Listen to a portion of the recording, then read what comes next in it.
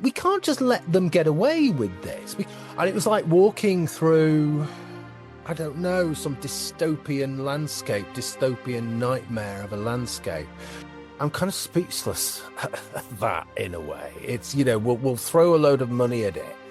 This group are untouchable because they have particular characteristics, but this group must take the blame for absolutely everything. A little bit of this, they despise working class people. They despise white working class people. Hi everybody, and welcome back to Nick Talks. This episode's amazing guest is Dr. Philip Kiszely, who you may see on the YouTube channel, The New Culture Forum. He's a fellow at the New Culture Forum. First of all, Philip, thank you for coming along. Oh, Nick, it's a really great pleasure, and I'm really looking forward to having a conversation about Manchester.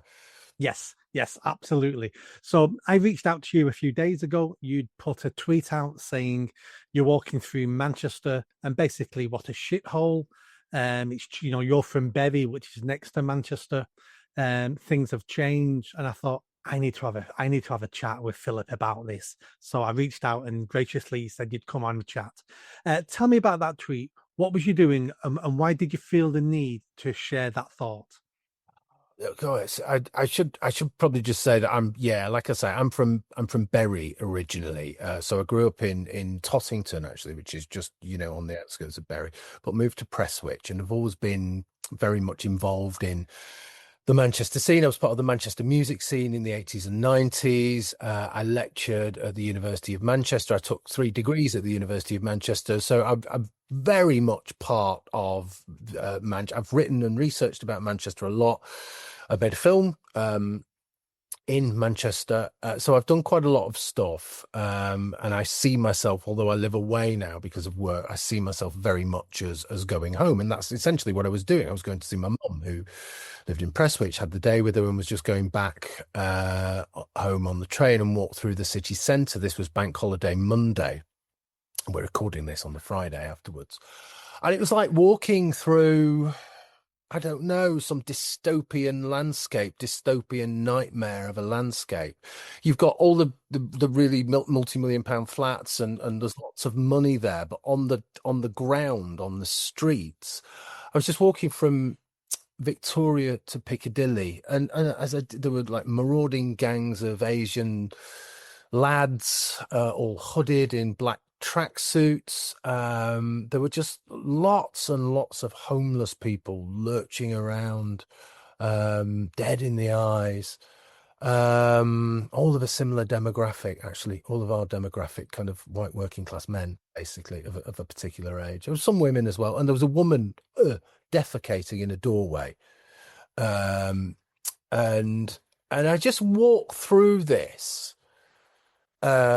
And this is, my city, my town. And I thought, my God, how incredibly it's changed. And this all, Manchester's always been a bit of a tough city. And I remember going there in the 70s with my dad, and, and it was very tough. It was a tough city before regeneration and all of that kind of stuff in the 80s.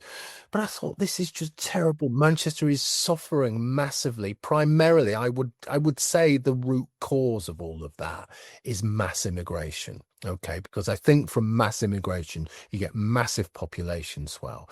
You get a sense of the culture and society fragmenting.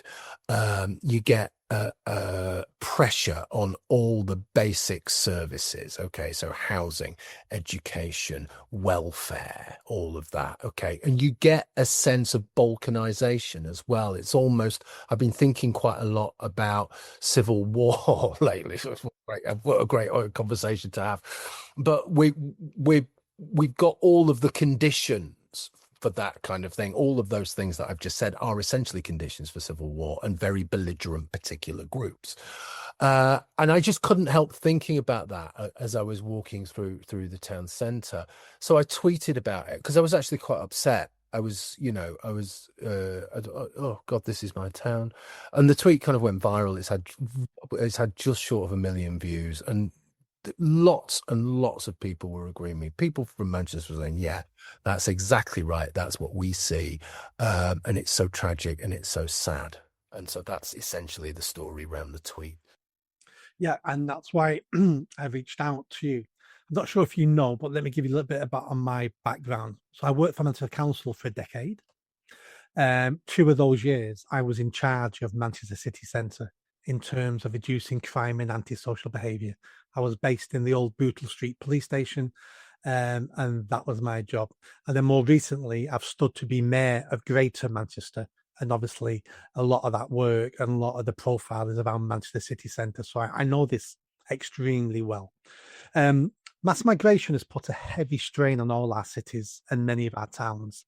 And but before that, it was the liberal policies that have been destroying our large towns and our inner cities, and basically white working class men. They've been the number one, been put at disadvantage because of these policies. Let me give you some examples here. So I spent years dealing with the homeless in Manchester city centre. Um, 10, 20 years ago, the problem really was a mental health problem. So we'd have people who would have mental health problems for decades, fall through safety nets, start using drugs to dampen down the pain, end up on the streets.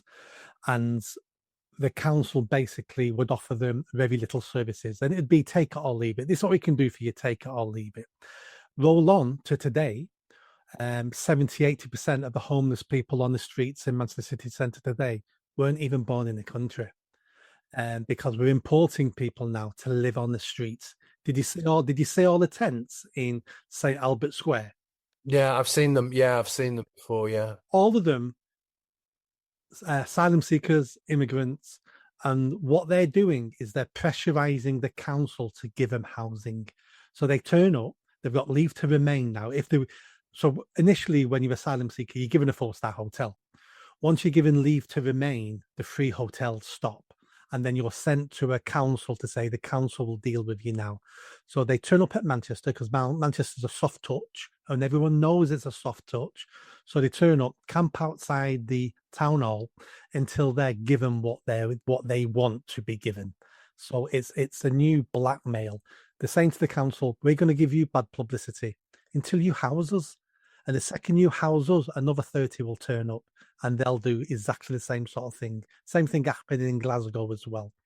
The city's been failing for a long time, even though parts of it look fantastic. Many of, like you say, the new build, the flats, are not for local people, not even for British people, they're for foreigners. And many of the flats will stay empty because foreigners, especially Chinese, are buying them to get their money out of China in case the government ever takes it and confiscates it. They invest it in a flat in the city centre, leave it empty, knowing it will always go up in price. And if I ever have to flee this Chinese authoritarian regime, I've got stuff abroad that I can go to. So they're using it as an anchor somewhere. I think I think it's quite similar to London in that way, isn't it? Manchester is becoming a second London, primarily because London's priced itself out of the market in a sense, and the market's saturated. But one of the things that you just said there that I wanted to pick up on, which is very, very important, and it's this idea that local people, Manx, people like me and you, can't actually afford to live in the city anymore because all of this business, and you're quite right, it's primarily Chinese, isn't it? But there's a lot of money from the Middle East as well. You know, these empty boxes are bought as investments, which drives the price up. Property companies, it started with companies like Urban Splash, didn't it, in the 80s and 90s, but there are lots of others now, I would imagine, are keen to pick up on that because the prices are going through the roof. And you've got this pretty soulless city centre. Now, it's not all that. You go into the northern quarter and there's obviously lots and lots of stuff going on, but you don't see that many Mancunians there, actually. It's all middle class, chattering class people who are imported via the universities and the creative class and all of that kind of thing. But there's something, because I keep going back to the city I grew up in, and first of all, there weren't that many people who lived in the city centre. Certainly, there were next to nobody who lived in the city centre before the kind of late 1980s, early 1990s. in a way, that didn't matter towards the end of the 80s because there was something going on in Manchester which was just so exciting, and that was the music scene, right? So it was all part of it. There was clubs every night. You mentioned Bootle Street. There was an amazing club on Bootle Street called 42nd Street, which initially originally had been you're laughing, you recognize it, yeah, which originally had been George Best's club. It was Slack Alice in the 70s, and everybody used to go there. My dad used to go there. Everybody used to go there. So all of that big scene, that was very specific to Manchester, right? It was very specific to Manchester. I feel as though that has dissipated now. It's not quite the same thing as it was because it's become a global city. And when you have a global city with all of that investment, you by definition get a sense of exclusion, and that exclusion is again it's people like you and me. It's working class people from Manchester who've grown up and lived in Manchester all their lives. They're being pushed out now further and further away. But not only that, they probably don't necessarily want to live among what you've just described, which is that kind of immigrant urban chaos, which is filthy. It has to be because there are there's a encampment of tents in the city centre, but two, it's dangerous as well.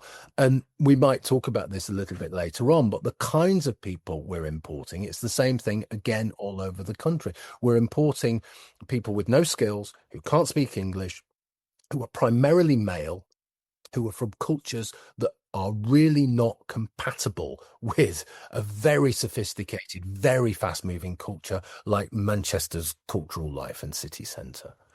Yeah, absolutely.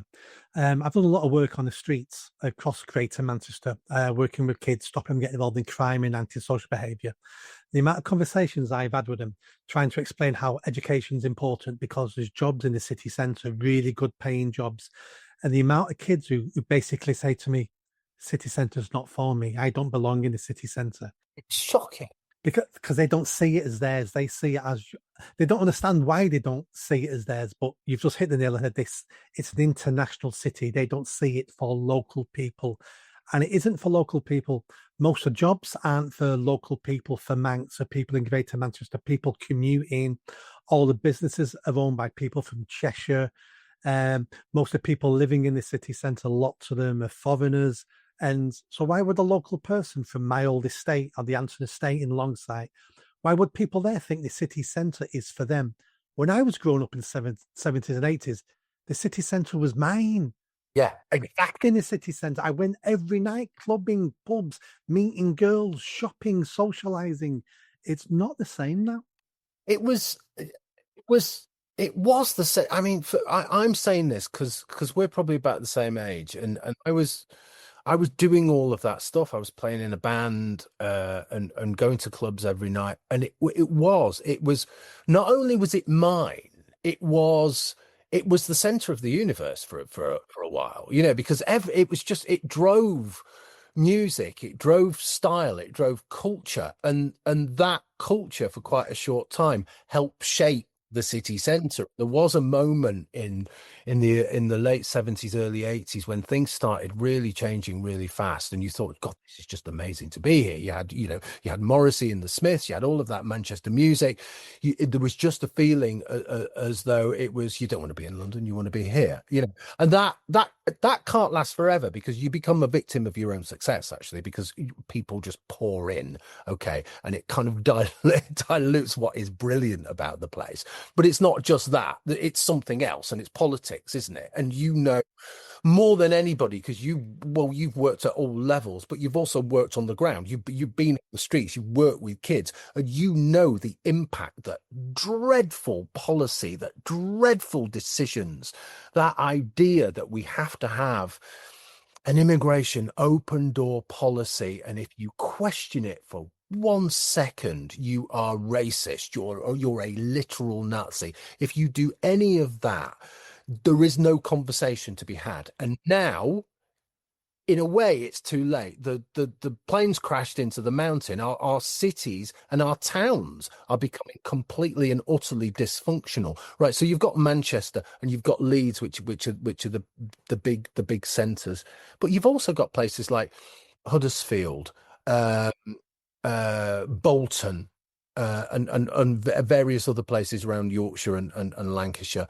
and they cannot cope with the influx of mass immigration. It's exactly the same thing, but they don't have the size and the infrastructure either. So in lots of ways, people are telling me, I've not been to Bolton for quite a long time. I used to love it there, but people are telling me that the city centre is even worse, than Manchester in terms of homelessness and in terms of violence and in terms of marauding people who really shouldn't be there. So a lot of it is down to politics, is down to politicians, is down to bad decisions.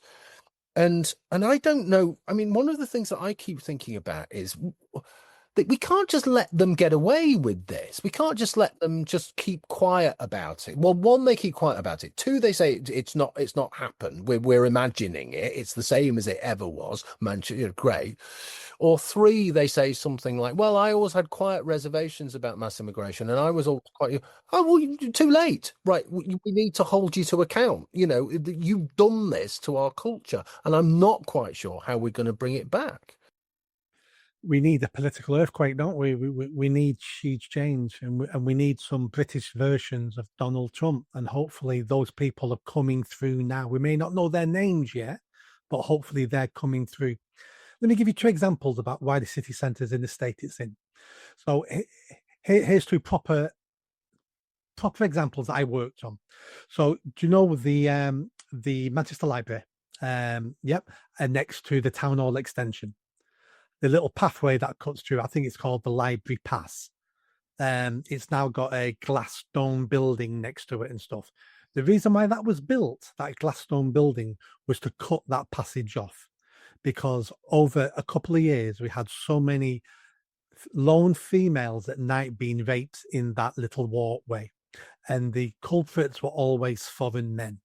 And every time it happens, we'd get news headlines across the country and sometimes international. I worked at town all the time. I remember the stir it caused about women being raped next to Manchester Town Hall, and they couldn't have those press articles anymore. So they couldn't tackle the problem, which was foreigners raping drunk white women on nights out. So what they did was to close the alleyway, and they spent 10, 15 million building a glass dome to give him an excuse to close the alleyway off. So it gets closed off now at 6 p.m. or something, and it's open again at 7 p.m. in the morning. So to stop a problem, we didn't solve the problem.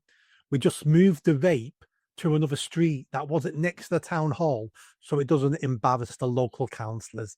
That's how we dealt with with that particular problem. Yeah. Sorry, Nick, go on. Yeah. And then let's talk about that, and I'll give you another example. Yeah. I mean, that I'm kind of speechless at that in a way. It's, we'll throw a load of money at it because we don't want to deal with the problem, but we'll actually we'll change the structure of the city. We want to avoid it that much that we'll change the structure of the city.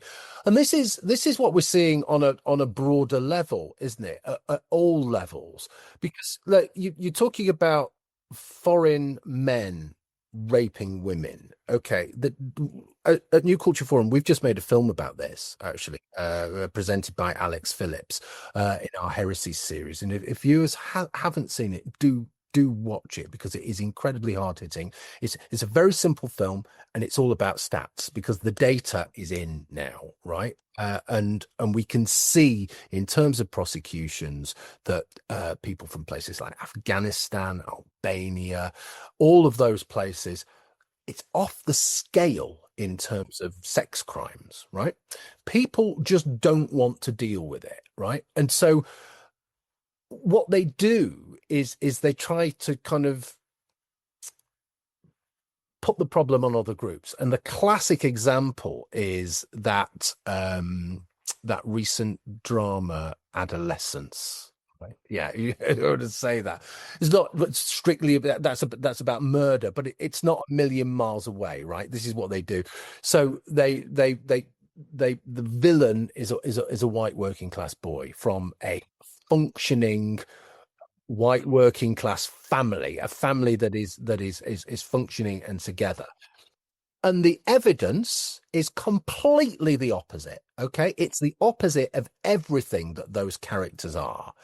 And this is what they do. They'll take a very vague thing and say, oh, well, we need to deal with misogyny and poisonous masculinity. All right.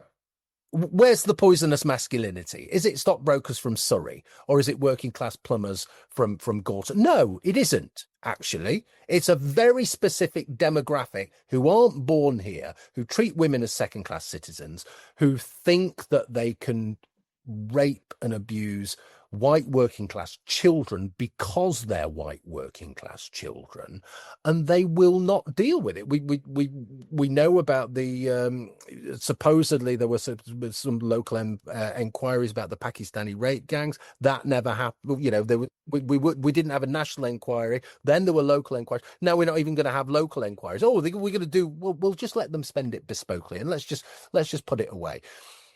In other words, what they don't want to do, Nick, is they don't want to admit that their worldview is upside down, that their worldview is wrong. If you admit that everything you've done over the last 30 years has led to the rape and mutilation and murder of white working class children because they're white working class children, you have to be held accountable for that. And you have to ask yourself some really serious questions. You don't want to do that, okay? Because the ramifications, the implications are just unthinkable for them. So they will do anything rather than do that. So our task is to hold them to account. And I keep coming back to this same thing again and again and again. We really do need to hold them to account. No, absolutely. This is a nice segue into my second example, which is a different demographic, because it isn't just necessarily mass immigration or black or brown people that are killing this country. It's the policies that we're implementing. So here's a different example. Have you heard of the Piccadilly Undercroft? The tunnel from the gay village to a bit of the northern quarter where the Rochdale Canal goes down. Yeah, that's right. Yeah. So it's an underground pathway. Commuters use it during the day. You'd never go down there at night. And it's used as a cruising area for gay men. So if people don't know what cruising is an area where gay men can go and they just have sex with each other in the open. Yeah, it's basically called lewd behavior. It's illegal. But they keep out the way under that tunnel. But unfortunately, canal boats go through there, and family canal boats go through there. So when I was running the city centre in terms of crime and anti-social behaviour, I got lots of complaints of families saying, I was on holiday, I went through there, and my 6-year-old daughter is saying to me, Mummy, Daddy, what are those 12 men doing with each other? And 12 men would be having open sex with each other on the side of the canal. So we put CCTV in there with a microphone, so the operators could go, excuse me, that's illegal, I'm phoning the police. We thought that would solve the problem. And it didn't, because the CCTV operators would tell me they have sex parties and they wave to us while they're performing sex on each other. So that didn't stop it. So eventually we said, we're going to have to come down hard on this. We're going to start arresting people. So we started designing an enforcement plan, what we were going to do.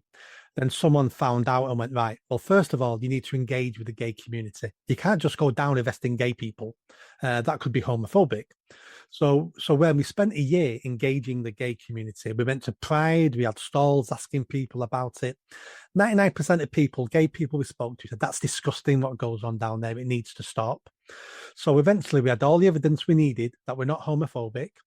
And a month before we started the enforcement, the bosses closed it all down and went, oh, we're not going to tackle this. This is nothing but a headache to us. We're going to be in the press about being homophobic.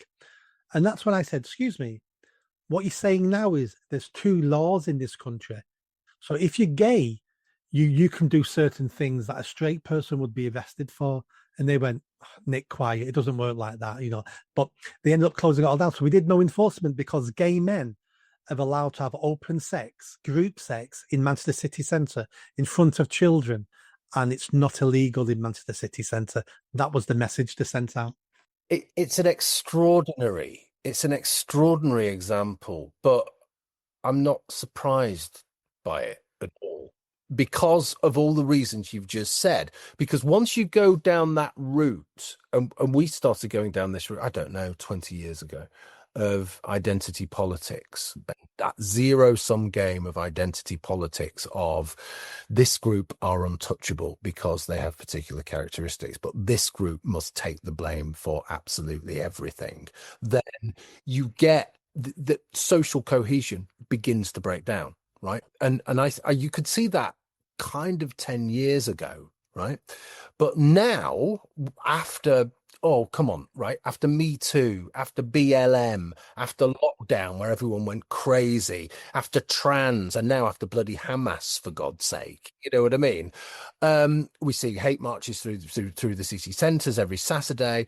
We've seen unfettered anti-Semitism, all of that kind of thing. It all comes down to what you've described. All of these things are alternative iterations of the same thing, aren't they? Which is this particular group, we mustn't say anything about them. We mustn't upset them. They can go around wreaking havoc because we mustn't be seen as being racist, sexist, homophobic, all the rest of it. Okay. And it just, that trust in, when you've been talking and when you've just been talking about what you've been talking about, I've had this word trust in my mind. We used to have a fairly high trust society, even in big cities like Manchester and London. There used to be a sense of there's a right and a wrong, and if you break the law, you're going to get your collar felt, and it's the same rule for everybody. I think that high trust society started breaking down when, all right, there's been a long march through the institutions for about 30 years, hasn't there? But longer, since the 70s. But when the public started feeling, when all of the identity politics went on steroids, as I've just said, and it went on social media, all of that stuff, trust then broke down, because I don't expect to be treated fairly in the eyes of the law anymore, right? Don't, right? Because I'm a white, fairly middle class, even though I come from a working class background, but you know what I mean. Able-bodied, all of that kind of stuff. I'm the worst demographic, so I'm the one that they blame for everything. Okay, so I'm not going to get the same treatment that a newly arrived asylum seeker who can't speak English, who's never paid a penny of tax, who's living in a hotel, all of that. I'm not going to get the same treat. They're going to be treated better than me, and I've paid tax for the last 35 years, right? That's just the way it is. So what tends to happen, and I don't know what viewers think about this, but you tend to kind of take your ball home and say, right, well, if I'm not, and you shouldn't do this, it's the last thing you should do, but you tend to think, well, I'm not going to invest in this community because this community isn't investing in me, right? And I'm saying that's the last thing you should do. I mean, it's the last thing you should do, but you can't blame people for doing it. I'm not going to invest in this community. It's not investing in me. In fact, it's treating me as a second-class citizen. And we saw, didn't we, the aftermath of the Southport abomination, people very rightly upset and wanting answers and knowing they were lied to. Now, I'm not condoning violence or anything like that. I'm really not. But there was a sense that people were being treated massively unfairly because of who they are, because of what they were saying, and literally because of the color of their skin. And I talked about civil war at the beginning of this conversation.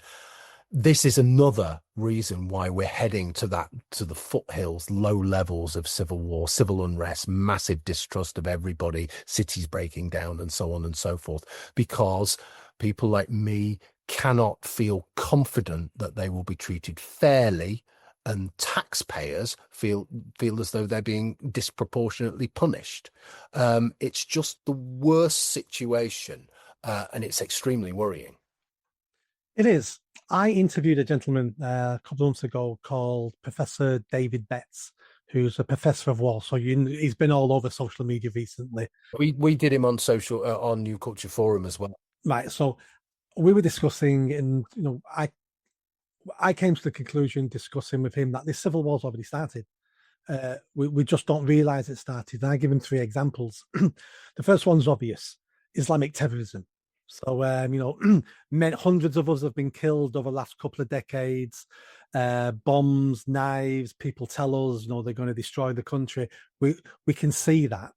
But then there's some stuff going on that we don't realize. The next one is the eco-terrorism. Just Stop Oil. They've not turned violent yet, but they will, because I think they're going through a methodology where they can say to themselves, we started peaceful.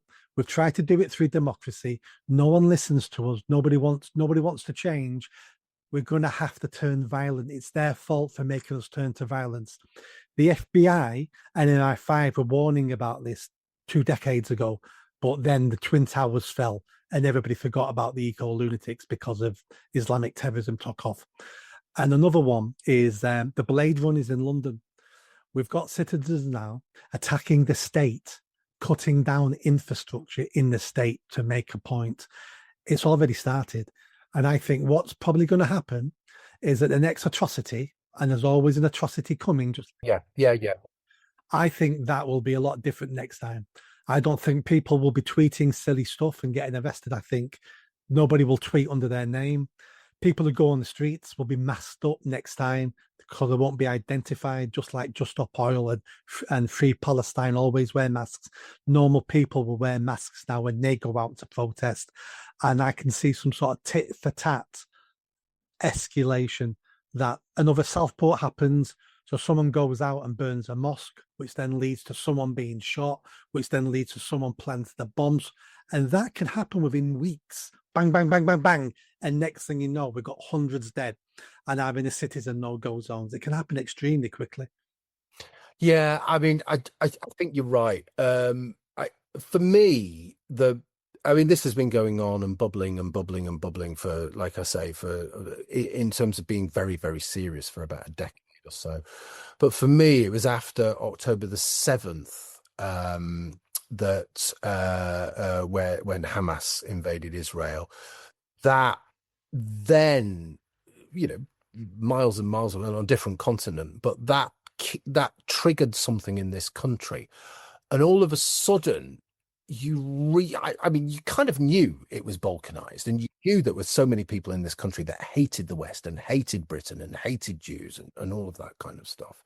But I didn't realize, if I'm being really honest, Nick, how vitriolic and how really serious it was, right? So I'll just tell you a bit of a story about that. So I immediately, like you and like everybody else, I was tweeting about it, and I was in the news, on Talk TV and GB News and New Culture Forum and all of that kind of thing. I'm talking about it all the time, and I was working in a university. I won't say which one, but I was working in a university, and I was essentially cancelled. I was targeted by the mob, basically. And it was the pro-Palestine Islamist mob, and on campus there were pictures of my face with Philip Kiszely, Islamophobe, all over the place. Now, when they start going for you, that's kind of quite serious, right? And so you do have to kind of look after yourself a little bit. And what that told me was we'd moved on a stage, right? Because it wasn't just the universities, it was also the NHS. All of a sudden, you realize that the NHS was massively captured by people who essentially supported Hamas, right? And the institutions and the BBC and all of that kind of thing. Now, we knew all of this stuff, but I come back to the point, I was quite naive. I didn't realize the extent of this stuff. Right? And I just kind of thought to myself, well, where is this going to go? And it was round about that time. And I remember November 2023, I was probably one of the first. I remember that we were out in Parliament Square, New Culture Forum, filming, and I said, we're in the foothills of civil war. And I think I was probably one of the first people post October the 7th to say that because I could see it, I could feel it, and like your career, you've been on the ground in Manchester, but you've been part of the council and you've been running the place in terms of crime and all of that kind of thing. I was in academia, but I was also in Westminster and think tanks, you can see everything that's going on. And I thought, this is really dangerous. We're in a terrible situation here, and you can see it in our cities. And I come back to Manchester when I'm saying that. What I felt when I was walking through Manchester the other on Monday was that sense of menace and that sense of, oh, this is a dangerous place now, just because it's chaotic. It's completely chaotic, and it's full of people that I feel would turn on a dime and attack me if they thought there was something in it and they could get away with it. I remember when I realized we were in deep trouble, and it's a similar line that you've just explained there. For me, it was the grooming gangs. It wasn't the fact that men were gang raping girls, children from a different, ethnic minority. It wasn't that, because I've known lots of perverted men. I've had pedos arrested and prosecuted. We have pedos everywhere, in every community, every group. It wasn't that. What it was for me wasn't even the scale. What it was for me was how they were treated in their communities. They were accepted. Excuses were made for them. Their wives, their brothers, their fathers would blame the girls. If any of the offenders went to jail, they were welcomed back home with open arms. In any other community, if you'd have been sent to jail for paedophilia and gang raping children, when you came home, you would risk violence every single day walking down the street. But in those communities, it was, this is acceptable, and it's acceptable because they're not like us. And we don't integrate with them, and we live here separately, and they're not like us, and they're not part of us, and we don't want to be part of them. And once I got my head around that, that's when I realized, Jesus, we're in for a lot of trouble in the future, and we're in for violence as well. I think it's that thing about demographics is destiny as well, isn't it? And I think that, I mean, radical Islam is a real problem for us, but it's a problem because it just defines and dominates the whole of the Islamic culture in the UK. Because people say, well, there are lots of moderate Muslims. I'm sure there are, but they really don't count because they stay silent and they don't stand up against because they're frightened to, right? Okay, so it's only radical Islam that counts. And Policy Exchange and different kinds of think tanks have done lots of research over the years, and it's becoming more radical. It's becoming more extreme in terms of the young people and the young men, especially from 18 to 35. Think, for example, most of them think that homosexuals should be either killed or put in prison. They think women are second-class citizens. They despise the West. They despise white people. So there's a real issue here. But it's echoed in lots of ways by the chattering class, by the middle class as well, because they feel the same about us, curiously enough. It's that if you're talking about, I agree, moments of clarity, the other moment of clarity for me was Brexit, the run up to Brexit, where all of a sudden the gloves were off, and there was no even pretense of hiding it anymore.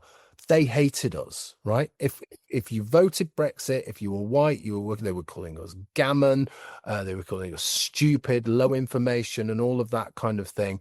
And I just kind of sat back and watched it and thought, this is just the most appalling, hate-filled language, and you just hate us for what we are. It's as simple as that. You just hate us for our identity and what we think. That has been echoed from them because they just will not tackle this Islamist gangs and Pakistani rapists. Let's not even call them Islamists. Let's just call them what they are: Pakistani rape gangs.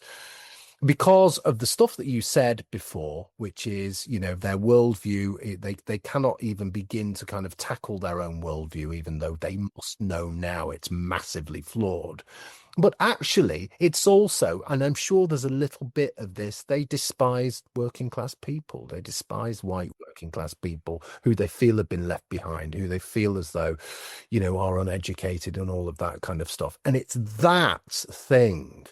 Yes, I despise of course, the rapists and the people who protect them in their own communities and their community leaders. But I also despise the people in the institutions, the universities, the media, who will also stand up and uh, hide the evils of these rapists rather than stand up and protect vulnerable children who really have no to turn to. Yeah, and isn't what you're describing there pure and simple cowardice? And I think that's the pandemic we're suffering from, the epidemic we're suffering from in this country. It's a cowardice, it's a lack of bravery from Englishmen. I know that radical Islam's a problem. I know that woke and progressives a problem. I know immigrations. I know all these things are problems. But who allowed them all to get a foothold in this country? Who allowed all these things to happen? And it's Englishmen. And post Second World War, we've become inferior versions of the Englishmen that had been before. And we're becoming more over feminized, more woke, more liberal, more pink and fluffy. And as we know, weak men bring hard times. Mm-hmm. Yeah, and all we can do is say, look, we need to change, which means that we need to recognize as a country that we've come to the end of an era, essentially, and we've come to the end of that post-war liberal era, which I think probably should have ended at the end of the 20th century, but has dragged on and on and on, has become absolutely poisonous. There's this term, isn't there, suicidal empathy, and we are suffering terribly from that. There's a sense that we, as a society, we hate ourselves, and there's a portion of society that takes such delight in hating its own people. We've just had St. George's Day, and I was just thinking, I don't want to log on because it's all going to be. He was from Turkey. I know. And it was Every very year. little of that now because they're even embarrassed, even though that what's he called, Kevin Maguire did that, didn't he? But there's that kind of thing, and I suppose the good thing about now is that we can't keep our heads in the sand any longer because we are seeing societal breakdown. I look out the window, it's lovely here, but 200 yards down the road, it kind of isn't, right? Okay. And it's 200 yards down the road now, it's going to get closer and closer and closer. I think that's becoming ever more obvious to many, many more people, right? And the other thing is that people now don't necessarily care anymore if they're labeled racist or big or Nazi if they speak back against this stuff, because the stakes are too high now, right? You can't. I would say if you're listening to this and you're still got, there's no meaning to those words anymore. Yes, there are horrible neo-Nazis and lunatics, but it's tiny. The people that are being branded far right are absolutely the center of working class people. And again, it comes back to this bigotry. Again, it comes back to this class hatred, which we're suffering. And that's got such a lot to answer to. So what we've got to do is acknowledge that we've come to the end of an era and we're beginning another era. And this is going to be really tough, right? This is going to be really frightening because what we've got to do is fend off those further stages of civil war. I believe you. I think you're absolutely right when you say we're already in the foothills. I think we are. But what we've got to do is not allow it to get any worse. And that means we've really got to take control of the culture. We've really got to take control of our institutions. We've got to claw it all back. Again, coming back to the beginning of this conversation, yes, we need a Trump. Yes, we need to look at what's happening in America, a Trump-like figure, or Elon Musk, those kind of things. I'm not quite sure where that's going to come from. I'm not quite sure if that is reform. I'm not quite sure who else is out there. It might be someone, as you say, who might materialize tomorrow. I think something is going to happen, right? Because we need it to, and it's about survive. I'm not even exaggerating. If I was talking about this 5 years ago, even, I think, God, I'm really going over the top. It's not. It's about survival. It's about cultural, societal survival, and it's that bad. Yeah, I completely agree. Rather than us depressing the audience, let's end on a high. Let's end on a high here because people would have watched this and gone, I agree with this. You're involved in the fight already. You love what you do with New Culture Forum. Everyone knows I'm involved in the fight. I'm trying to do my bit. If you're watching this video, what advice would you give them about what is their bit they can do? I think the thing you can do is kind of personal things, right? Um, and I think it's starting from home. So I think it's properly taking responsibility for yourself, right? Taking care of your family, keeping an eye on your children and looking at what they're learning at school, right? Getting involved in becoming a school governor or something like that. Okay. Making sure that I don't like the word community because it has all sorts of ridiculous meanings now, but making sure your neighborhood, your street, your neighbors are okay and that it's safe for your children. I think it's things like that. I think it's that old thing of taking personal responsibility and looking from your house. An Englishman's home should still be his castle, and making sure that you're all right and your immediate neighborhood is all right. Get involved in local politics. Okay. Join Reform or whoever it is you want to be. Vote. Make sure your voice counts. And people will say, oh, well, it's broken and I don't believe in democracy anymore. All right. Well, what's the alternative at the moment? What is the alternative? You don't even want to think about it because you can't even imagine it. Okay. So vote, get involved in local politics yourself, make your voice heard, and don't feel frightened to stand up because the more of us that do it, I've done it and I've been cancelled and it is terrible, but by and large you get through it, okay, and there is light at the end of the tunnel.